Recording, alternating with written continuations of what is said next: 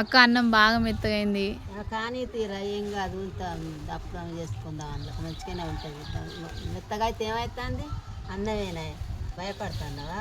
ఏం కాదు, తిందాం దప్పడం చెప్తాను. మరి సోరకాయ లేదు కదా అక్క అందులోకి. సోరకాయ లేకపోయినా సోరకాయ లేని దప్పడం కూడా చేస్తా నేను.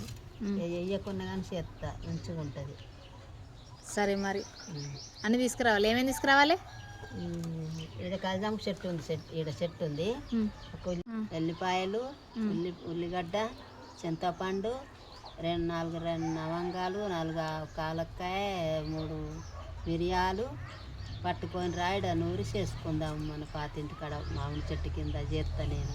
నాకు తెలిసి మీకు ఈ వీడియో చూస్తుంటే మీ నాన్నమ్మనో మీ అమ్మమ్మనో లేక మీ అమ్మగారు ఎవరో ఒకరు తప్పకుండా గుర్తొస్తారు. చూడండి, అత్తమ్మ వాళ్ళ చిన్నప్పటి జ్ఞాపకాలను గుర్తు చేసుకుంటూ ఈ వంట చేశారు. ఒకవేళ చూడండి వీలైతే మొత్తం.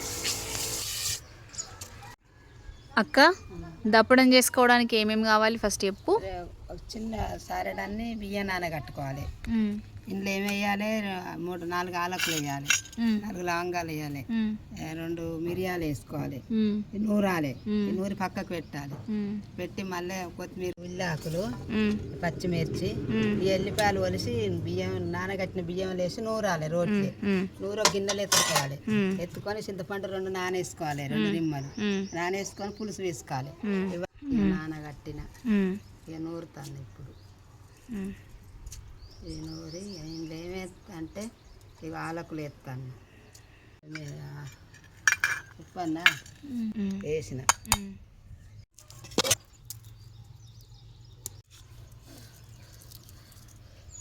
ఎల్లిపాయలు వేస్తాను. ఇక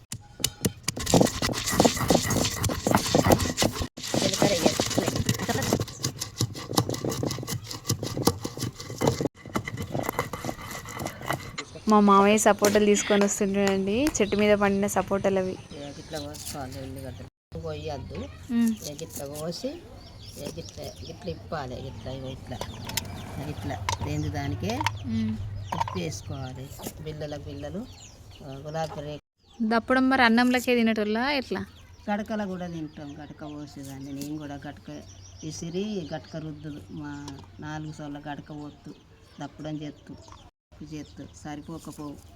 ఎంతమంది? 11 మందా మీరు? 12 మంది కుటుంబంలో మేము, అక్క చెల్లెళ్ళం, అన్నదమ్ములం. మా అమ్మ శనక్కాయ వరకు అన్నీ వేసి పెడదు, కారం నూరేదాన్ని, అన్నీ వేసేదాన్ని. విసరటానికే అప్పుడు విసురులాం. కారం కూడా రోట్ల నూరుదు, అర్లు దంచులు ఇవన్నీ వేసి పెడదు మా అమ్మ వచ్చే వరకు. ఇక మస్తు పని చేసేది. ఏం చేసి వచ్చేది మరి? ఏం పని? అక్కడ పొలం కాడ మక్కలు, కందులు, జబ్బర్లు, పెసర్లు, కూరగాయలు చేసేవారు అక్కడ మొత్తం. మాకు మూట కొట్టు ఇట్లా గూడేసేటోళ్ళం. మేము చిన్నప్పుడు ఏం దొరకలేదు, అవన్నీ వేసుకుంటే మమ్మల్ని సాధింది. పెసర్లు గుడాలు వేసుకొని మొక్కుకుంటే పని చేసేవాళ్ళు. అప్పుడు మేము చిన్నోళ్ళం, చెట్ల కింద కూకొని పని చేస్తారు, మమ్మల్ని కూకుండా పెట్టి. మస్తు కష్టపడ్డది. మా అమ్మ జామ పండ్లు అమ్మేది, పొంగ గంపెడు రాంగమ్మ గంపెడు అట్లా ఎత్తుకొని వచ్చి జామకాయలు అమ్మింది. మస్తు ఊళ్ళో తిరుక్కుంటా.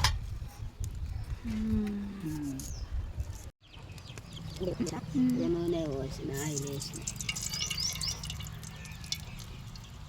ఆయిల్ మా ఇంటికాడ తోడు కలజామాకు ఎంత పచ్చడి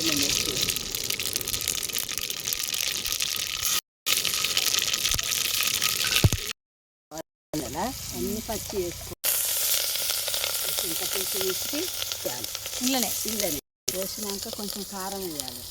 కారం వేసి ఉప్పు వేయాలి. మసలంగా ఈ బియ్యం పిండి పోసుకోవాలి.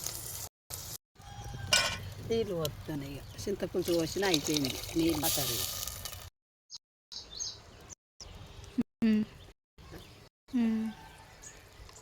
ఎంత బాగా కారం వేసుకుంటే కూడా కారం ఉంటుంది.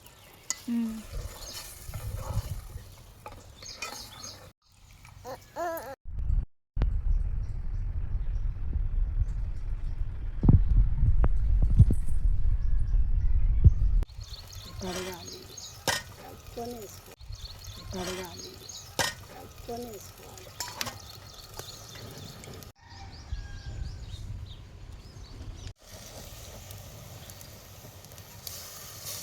ఈ వీడియో చూస్తుంటే మీకు ఎవరైనా గుర్తొస్తే మాత్రం ప్లీజ్ కామెంట్ చేయడం మర్చిపోవద్దు. ఎందుకనంటే ఈ ముచ్చట్లు మీరు కూడా ఎవరో దగ్గర మీ నాన్నమ్మ దగ్గర అమ్మమ్మ దగ్గర వినే ఉంటారు కదా. ఆలకులు లవంగాలు వేసి నూరింది. ఇప్పుడు ఇది మసలంగా ఇది పోయాలి. పోసి దీన్ని ఏం చేయాలి, మంచిగా కలపాలి. ఇది కలపకపోతే గడ్డ కడుతుంది. ఇది కలిపితే మంచిగా అవుతుంది. మా ఊర్లో వచ్చే అలారంలు చూసారు కదా, మధ్య మధ్యలో ఎట్లా వస్తున్నాయి చూడండి. ఇంతే ఇక చూసినావా, మెత్తగా అయిందని బాధపడ్డావా? నేను దప్పడం చేసినాను, బాధపడకు. ఈ దప్పడం పోసుకొని తినండి, అని మంచిగా ఉంటుంది. చూసారుగా, మనం సొరకాయ లేకుండా కూడా దప్పడం చేసుకొని తినచ్చు. ఇది చాలా సింపుల్గా ఉంది కదా. మీకు కనుక ఈ అత్తమ్మ చేసిన రెసిపీ నచ్చినట్లయితే please subscribe to our channel అండి. And please like the video. Thank you for watching.